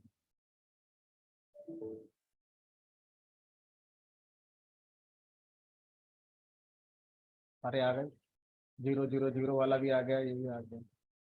अब देखो, अगर मैं आपसे कहूं सर 0 1 2 3 4 5 6 7 8 9 और हमारा 4 डिजिट का है, देखो आपका आया क्या? आया होगा, चला गया होगा। अब आप क्या कर सकते हैं हैकिंग करते समय, आप इस प्रोग्राम में, ये लूप चल ही रहा है, इस लूप के अंदर से आप अपना लॉगिन करने का कोड लिखो, और उस लॉगिन कोड में आप साथ में क्या लेके जाओगे, आई में क्या आ रहा है, जो जो आपका पिन जनरेट होता जा रहा है वो आई में आता जा रहा है। तो यहाँ पर आप वो कोड लिखोगे जो आपके सर्वर पे हिट करेगा, जहां से आप पासवर्ड लेके जा रहे हो। कभी ना कभी तो हिट होगा, जैसे हिट हो जाए वैसे क्या कर देना, लूप को ब्रेक कर दे। चलेगा ही क्यों नहीं चलेगा, डेफिनेट है चलेगा, ये हो ही नहीं सकता कि सर हिट ही नहीं होगा। डेफिनेट है होगा, क्योंकि आप इससे तो सोच ही नहीं पाओगे, गणित है ना। सर ये तो गलत है, बहुत तो सही नहीं है। तो देखो ये बात हम और आप जान रहे हैं, जिन लोगों ने बैंक के सॉफ्टवेयर बनाए होंगे वो भी तो फैक्टोरियल और परम्यूटेशन और इन कॉन्सेप्ट को जानते होंगे सब। ऐसा तो है नहीं वो अनाड़ी लोग होंगे सारे के सारे। तो बैंक वाला क्या कहता है, बैंक वाला कहता है चलो हमने एक लॉजिक लगा दिया, 3 अटेम्प्ट होते ही हम समझ जाएंगे आप इंसान नहीं हो, प्रोग्राम हो। इंसान एक बार गलती कर देगा, 2 बार कर देगा, तीसरी बार कर दिया, 24 घंटे के लिए खत्म। अब अगले दिन आना 24 घंटे के बाद। सबसे पहले उन्होंने यही काम करा। अगर वो ये काम नहीं करते तो आप यहाँ बैठे हो, कुछ भी हो रहा होता पीछे आपके। प्रैक्टिकल है ये बात उनके दिमाग में पहले नहीं आई होगी, जब ऐसा हो गया वो 1-2 बार तब आई होगी कि चलो 3 बार का बना देते हैं। अब बैड लक, मान लो किसी ने इतने सारे पॉसिबल अरेंजमेंट जनरेट करवा लिए, उनको सफल कर दिया रैंडम मॉड्यूल से, और जब 3 अटेम्प्ट करे उन्हीं में से हो गया। प्रोबेबिलिटी के अनुसार ऐसा हो सकता है, जरूरी है कि आप बहुत ज्यादा लूप में जब जाएंगे तभी आपका हिट होगा, हो सकता है पहली बार में हिट हो जाए। अब ये सामने वाले का बैड लक होगा अगर ऐसा हो गया तो अब बैंकों ने क्या शुरू कर दिया, ओटीपी। खाली एक पिन से नहीं करेंगे, ओटीपी भी आएगा लास्ट में। कैप्चा, कैप्चा लगा देते हैं, कुछ इमेजेस दिखाएंगे, बताओ इनमें इमेजेस में लाइट कहां पर है, स्टेयर्स कहां पर है, जिससे हमें पता चल जाए कि आप एक प्रोग्राम नहीं हो, आप एक इंसान ही हो। और उसके बाद बैंक वाले ये कहते हैं कि 1 साल के बाद हम बोलेंगे बदल दो पासवर्ड अपना। बैंक का पासवर्ड कभी भी 1 साल से ज्यादा चलता नहीं, क्योंकि वो जानते हैं सारा खेल। और हमें लगता है 1 साल पासवर्ड क्यों नहीं चलाते बैंक वाले, हमारा परेशान कर रहे हैं, हमारे लिए परेशान नहीं कर रहे हैं, आपका डेटा सेव कर रहे हैं। तो अभी आपने जो भी अपना बैंक में पासवर्ड, बैंकिंग, मोबाइल बैंकिंग या इंटरनेट बैंकिंग में लगा रखा है, उसमें upper case, lower case, symbol, इनका यूज करा, 70-80 करेक्टर है, उन 70-80 करेक्टर का यूज करके आप अपना पासवर्ड कम से कम 8 करेक्टर का रखोगे। अब बैंक वाला कहता है मिनिमम 8 का रखना, हम में से बहुत से लोग 8 ही रखेंगे, 9 पर जाएंगे नहीं, आलसी है ना हम लोग। तो जिन्होंने अपना पासवर्ड 8 करेक्टर का रखा होगा उसको हैक करना जल्दी आसान हो जाएगा। जिसने 15 करेक्टर, 12 करेक्टर रखा वो सोचेगा मैं भूल जाऊंगा, लेकिन उसमें सेफ्टी भी तो है, क्योंकि अगर कोई प्रोग्राम 15 करेक्टर के पासवर्ड को जनरेट करेगा तो उसको बहुत टाइम लगेगा जनरेट करने में। तो अगर आप 70-80 करेक्टर से 15 करेक्टर के पासवर्ड को जनरेट करते हैं तो सारे पॉसिबल कॉम्बिनेशन को जनरेट करने का प्रोग्राम जब आप रन कराएंगे तो ये प्रोग्राम लगभग 1.5 से 2 साल में खत्म होगा। अगर आप बहुत फास्ट सीपीयू लेकर आ गए, आपकी रैम 40 GB की है, या आपके पास रैम टीबी में है, जीबी में नहीं टीबी में रैम आ गई है आपके पास, प्रोसेसर आपका डुअल कोर नहीं है, 50 कोर का प्रोसेसर है, 100 कोर का प्रोसेसर आप लेकर आ गए, तो हो सकता है कि अब वो अरेंजमेंट जो 2 साल में प्रोग्राम पूरा जनरेट करता, हो सकता है 1 साल में कर दे जनरेट। तो बैंक वाला सेफ साइड क्या कहता है कि भैया 6 महीने 1 साल मैक्सिमम है, आप इससे ज्यादा पासवर्ड सेफ नहीं रख पाएंगे, आपको बदलना ही होगा।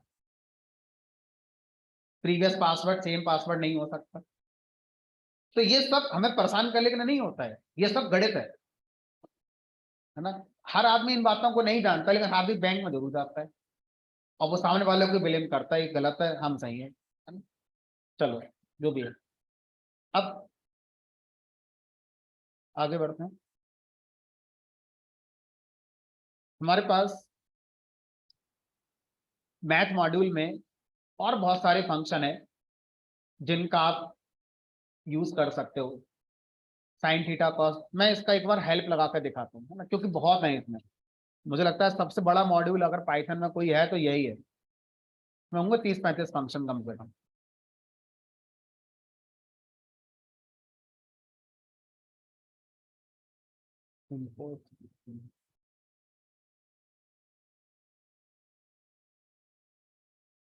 कॉस वाले फंक्शन है, साइन वाले फंक्शन है, सीलिंग वैल्यू निकालना, फ्लोर वैल्यू निकालना, कॉस 80 कॉस 90 कॉस 40 की वैल्यू निकालना, एक्सपोनेंट वैल्यू निकालना, लॉग निकालना, फैक्टोरियल निकालना, फ्लोर वैल्यू निकालना, हाइपरबोलिक वैल्यूज निकालना। ठीक है, ये सब लॉग वाले फंक्शन हो गए आपके। पावर निकालना, डिग्री को रेडियन में कन्वर्ट करना, तो ये सब फंक्शंस हैं और ये आपके कुछ वेरिएबल्स हैं। जैसे आपको क्या करना है, सर्कल का एरिया निकालना है, तो आपको पता है पाई आर स्क्वायर फार्मूला होता है। तो आर रेडियस होती है, पाई 22/7 मैथमेटिक्स में एक प्रूवन एंटिटी है। तो मैथ मॉड्यूल के अंदर कुछ वेरिएबल हैं जिसका नाम है पाई। तो वेरिएबल जब यूज करेंगे तो उसके आगे कॉलिंग सिंबल नहीं लगाएंगे। तो ये मैथ मॉड्यूल का वेरिएबल है पाई, ये आ गया 3.14 समथिंग। तो मैथ मॉड्यूल के अंदर और भी बहुत सारे वेरिएबल हैं जिनका आप यूज कर सकते हैं। जैसे इनफाइनाइट लिखना है तो आप INF लिख सकते हैं इनफाइनाइट के लिए, क्योंकि पाइथन में अगर किसी नंबर को आप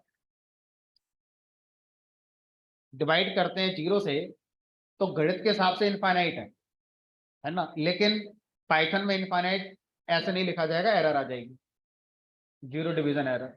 तो इनफाइनाइट को अगर आप कभी प्रोग्राम में लिखना चाहते हैं तो उसके लिए मैथ मॉड्यूल के अंदर एक वेरिएबल है INF। तो इनफाइनाइट को आप इस वेरिएबल से पाइथन में दिखा सकते हैं। ठीक है, तो इस तरह से मैथ मॉड्यूल को आप अपने लेवल पर एक्सप्लोर कर सकते हैं।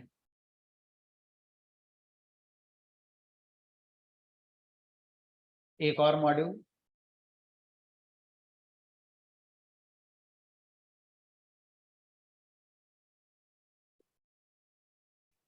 इसका नाम है सिस मॉड्यूल। सिस मॉड्यूल का मतलब सिस्टम है और सिस्टम का मतलब यहाँ पर इंटरप्रेटर से। आप इंटरप्रेटर आपके प्रोग्राम को रन करते समय जो भी एक्टिविटीज करता है उनमें से कुछ को हम इंटरप्रेटर से पूछ सकते हैं। जैसे कल या शायद कभी किसी ने मुझसे क्वेश्चन पूछा था कि पाइथन में हम किसी वैल्यू का साइज पता कर सकते हैं। जैसे ये 10 लिखा मैंने, तो अगर ये 10 इंटीजर होता सी में तो ये मेमोरी में 2 बाइट्स कंज्यूम करता, और अगर ये होता जावा में तो ये 4 बाइट्स मेमोरी कंज्यूम करता। तो इसी तरह से पाइथन में कोई वैल्यू कितनी मेमोरी कंज्यूम करती है रैम के अंदर, मुझे ये पता करना हो तो कैसे करेंगे। तो सिस मॉड्यूल के थ्रू आप ऐसा कर सकते हैं। कैसे करेंगे, तो सिस मॉड्यूल के अंदर एक फंक्शन है जिसका नाम है get size of. Get size of में आप वो वैल्यू पास करिए जिसका साइज आप पता करना चाहते हैं, और आपको बाइट्स में साइज मिलेगा, जीबी में नहीं मिलेगा, केबी एमबी में नहीं मिलेगा। तो जो यूनिट है वो बाइट्स, 28 बाइट्स यूज हुआ 10 को मेमोरी में स्टोर करने में। और अगर वैल्यू बड़ी है तो अकॉर्डिंगली बढ़ना चाहिए साइज 32 और ज्यादा बड़ी है तो साइज और ज्यादा बढ़ेगा। और अगर मैं किसी लिस्ट का मेमोरी साइज पता करना चाहूँ तो सेम कॉन्सेप्ट है, गेट साइज ऑफ आप लगाइए, तो यहाँ पे लिस्ट पास कर दो। लिस्ट कहती है खाली है, तो खाली लिस्ट 56 बाइट मेमोरी खाती है। और अगर मैं इसमें कुछ वैल्यू डाल दूं तो हो सकता है साइज बढ़ जाए। तो 3 वैल्यू के साथ अगर लिस्ट बनाई जाए, और 3 वैल्यू हमारी क्या थी, 10 20 30, 88 बाइट्स मेमोरी कंज्यूम हमारी हो रही है। ये आउटपुट आपके लैपटॉप पर अलग आ सकता है, क्योंकि ये रन टाइम पर इंटरप्रेटर इन मेमोरी साइज को कंप्यूट करके आपको दे रहा है। ये मेरे रैम के साइज के अकॉर्डिंग, मेरे कंप्यूटर विंडोज है, लाइनेक्स है, मैकबुक है, उसके अकॉर्डिंग बदल सकता है। मेरा प्रोसेसर 64 बिट का है, 34 बिट का है, 32 का है, AMD प्रोसेसर है, इंटेल प्रोसेसर है, तो इन बातों पर ये वेरी करेगा, स्टैंडर्ड साइज नहीं है। तो पाइथन में किसी वैल्यू का स्टैंडर्ड साइज नहीं है कि अगर मैं कोई एक बोल दूं कि इतना, तो वो हर कंप्यूटर पर उतना नहीं होगा, उतनी वही वैल्यू का। तो हर वैल्यू का साइज कैसा होता है पाइथन में, डायनामिक होता है, इसलिए पहले से आपको नहीं बताया जाता है। जबकि सी में, जावा में ये आपको उसी दिन बता दिया जाता था जिस दिन पहली बार आपको इंटीजर फ्लोट वगैरह पढ़ाए जाते थे, और उनकी रेंज बताई जाती थी कि यहाँ से यहाँ तक की रेंज। पाइथन में रेंज भी नहीं बताते, क्यों? क्योंकि डायनेमिक है, कितनी बड़ी वैल्यू आप लिख सकते हैं इंटीजर, कोई रोक टोक नहीं। तो जब बहुत बड़ी लिखोगे तो साइज हम पहले से कैसे बता दें, क्योंकि वो साइज फिर कम पड़ जाएगा। या तो फिर एक लिमिट लगा दें कि भाई इससे बड़ी लिख नहीं सकते, तो अपना एक साइज दे देंगे, भाई इस साइज में इतनी वैल्यू आ सकती है, हमने बता दिया। तो सी जावा वाले यही करते हैं, लिमिट लगा दिया और स्टैंडर्ड साइज दे दिया। उन्हें मालूम है कि भाई इस साइज में इतनी वैल्यू आ जाती। पाइथन ने प्रोग्रामर को सिंप्लिसिटी देने के लिए सब चीजें हटा दी और कहा डायनामिक है सब। अगर मैं अपने प्रोग्राम का एग्जीक्यूशन किसी भी पॉइंट पर टर्मिनेट करना चाहता हूं, तो एग्जिट फंक्शन लगाकर मैं ऐसा कर सकता हूं। फॉर एग्जाम्पल, मैं एक प्रोग्राम बना रहा था जो किसी फाइल से डेटा को रीड करेगा। अब जब मैंने प्रोग्राम चलाया, जब मैंने प्रोग्राम बना रहा था तब तो फाइल थी, लेकिन जब मैं प्रोग्राम को रन कराता हूं तो फाइल नहीं है, किसी ने डिलीट कर दी। अब मेरा प्रोग्राम आगे चलेगा कैसे, फाइल ही नहीं है। तो मैं क्या कहूंगा, इंटरप्रेटर से, इंटरप्रेटर बंद हो जाओ, कोई काम है नहीं आपके लिए अब करने के लिए। तो अगर मैं इंटरप्रेटर को टर्मिनेट करना चाहता हूं, तो सिस मॉड्यूल का एग्जिट फंक्शन हम यूज कर सकते हैं। तो एग्जिट फंक्शन क्या करता है, जैसे ही लाइन चलेगी इंटरप्रेटर बंद हो जाएगा। अगर इंटरप्रेटर बंद हो गया तो आगे के कोड को कौन चलाएगा, कोई नहीं चलाने वाला है, तो इसका मतलब आगे का कोड ही बंद हो जाएगा। ठीक है। तो आपको ऐसा करने से पहले कई बार सोच लेना चाहिए, क्योंकि जब आप एग्जिट करोगे तो इंटरप्रेटर कोई और काम भी अगर कर रहा होगा तो उसको छोड़ देगा, क्योंकि वो टर्मिनेट हो जाएगा। ठीक है। तो बाय आपका कभी प्रिंट नहीं होगा। तो हम जब भी इंटरप्रेटर टर्मिनेट करते हैं तो ऐसे नहीं करते, हम इफ एल्स के साथ कुछ कंडीशन लगाते हैं, अगर मेरे हिसाब से सब कुछ नहीं हुआ तो बंद हो जाए, नहीं तो चलने दो प्रोग्राम। तो डायरेक्ट हम सिस्टम का, सिस मॉड्यूल का एग्जिट फंक्शन कभी यूज नहीं करेंगे। अगर हम डायरेक्ट करेंगे दैट मीन्स हम सर्टेन थे कि इस लाइन के बाद हम आगे जाना ही नहीं है, तो लिखी क्यों रहे हो फिर जब जाना नहीं है, तो बात एक ही है। तो हम ज्यादा बार इंटरप्रेटर को एग्जिट करते हैं कंडीशनली, अपने अकॉर्डिंग, जो हमें लगता है हो गया आगे बढ़ने दो, नहीं हुआ बंद कर दो। इसी तरह से सिस मॉड्यूल के अंदर एक फंक्शन है, एक वेरिएबल है, फंक्शन नहीं है, जिसका नाम है मैक्स साइज। तो मैक्स साइज हमें क्या ला कर देगा,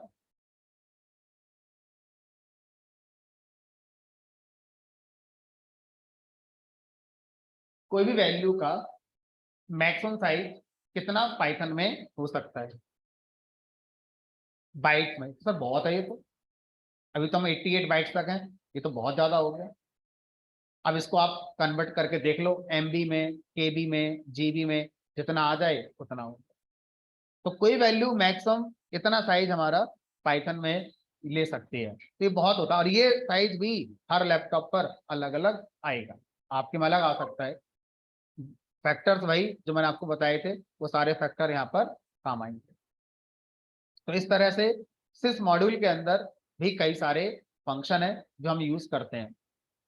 अब एक इंटरेस्टिंग क्वेश्चन, अभी हमने जितना आज की क्लास में ऑब्जर्व किया वो ये कि पाइथन की लाइब्रेरी का कोई भी फंक्शन अगर आप यूज करना चाहते हैं तो पहले आपको ये पता होना चाहिए कि वो किस मॉड्यूल का पार्ट है। आप उस मॉड्यूल को इंपोर्ट करते हैं, फिर उसके फंक्शन का यूज कर लेते हैं।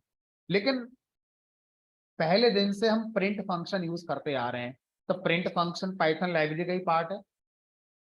हमें नहीं पता कि प्रिंट फंक्शन किस मॉड्यूल से है और ना हमने कभी उसको इंपोर्ट करा। प्रिंट फंक्शन चल कैसे रहा है, ये तो एरर आनी चाहिए, क्योंकि हम अपने प्रोग्राम में उन फंक्शंस को डायरेक्टली कॉल कर सकते हैं जो हमने अपने प्रोग्राम के अंदर बनाए थे। अगर लाइब्रेरी का कोई फंक्शन हम अपने प्रोग्राम में लाते हैं तो वो किसी न किसी मॉड्यूल में ही होता है, और जब तक मैं उस मॉड्यूल को इंपोर्ट ना कर लूं तब तक वो फंक्शन में एक्सेस नहीं कर सकता।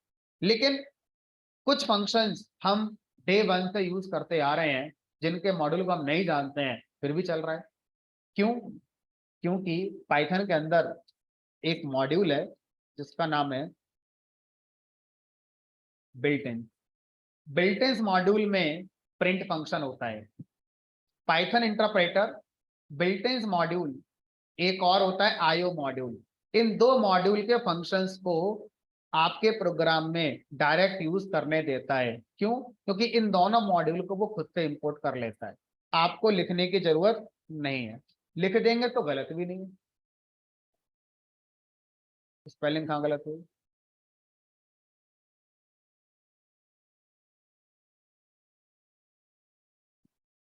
तो अगर मान लीजिए पाइथन ये सपोर्ट हमें ना करे, क्या सपोर्ट करी पाइथन ने कि बिल्ट इन मॉड्यूल को आप रहने दो, हम खुद इंपोर्ट करा लेंगे इंटरप्रेटर से, आप इसके फंक्शन का इस्तेमाल करते रहो।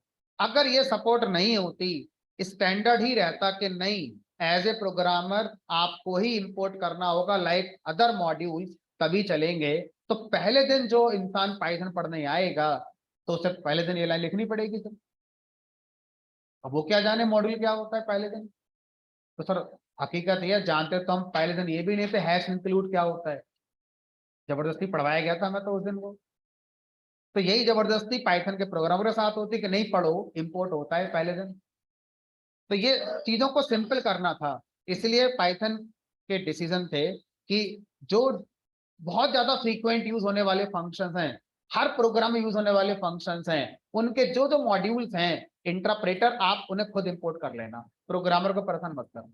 लेकिन बाकी सारे मॉड्यूल के साथ ऐसा मत करना, क्योंकि आप सोचोगे अब कि पाइथन जब फायदा दे रही है तो चलो सब में फायदा दे दो, जितने मॉड्यूल है सारे इंपोर्ट करा लो। तो इंटरप्रेटर क्या बोलेगा, टाइम ही लगेगा मेरा। पाइथन की लाइब्रेरी में कई 100 मॉड्यूल हैं, सारे मुझसे इंपोर्ट करवाओगे, जरूरत है नहीं है फिर भी करवाओगे, तो एग्जीक्यूशन टाइम बहुत स्लो हो जाएगा आपके प्रोग्राम का। ऐसा नहीं करो, जिसको जरूरत होगी जानेगा, पढ़ेगा, इंपोर्ट करेगा। और आज तक आप बिना मॉड्यूल इंपोर्ट करे जितने फंक्शन लाइब्रेरी के यूज करते आ रहे हैं, या तो वो बिल्ट इन मॉड्यूल का पार्ट है या वो आईओ मॉड्यूल का पार्ट है। तो आप इस क्वेश्चन का आंसर इंटरव्यू में अब पूछा जाए बता सकते हैं कि पाइथन में प्रिंट फंक्शन या len function, type function, ID function या कुछ फंक्शंस हैं जिनके मॉड्यूल को हम इंपोर्ट नहीं करते हैं फिर भी उन्हें यूज कर लेते हैं, तो कैसे कर पाते हैं? तो आंसर है वो फंक्शंस या तो बिल्ट इन मॉड्यूल में होते हैं या आईओ मॉड्यूल में होते हैं, और पाइथन इंटरप्रेटर इन दोनों मॉड्यूल को जब भी प्रोग्राम रन करता है तो उसके लिए इंपोर्ट ऑटोमेटिकली कर देता है। इससे प्रोग्राम की सिंप्लिसिटी बनी रहती है स्टार्टिंग में। लेकिन अब आप जिस पॉइंट पर आ गए हैं, अब आपको वो सिंप्लिसिटी नहीं चाहिए, क्योंकि आप सब जानते हैं। अब जिसकी जरूरत होगी आप उसे खुद इंपोर्ट करेंगे तो चलेगा। चलिए आज इतना ही, बाकी कल मिलेंगे, कल आगे के मॉड्यूल पढ़ेंगे।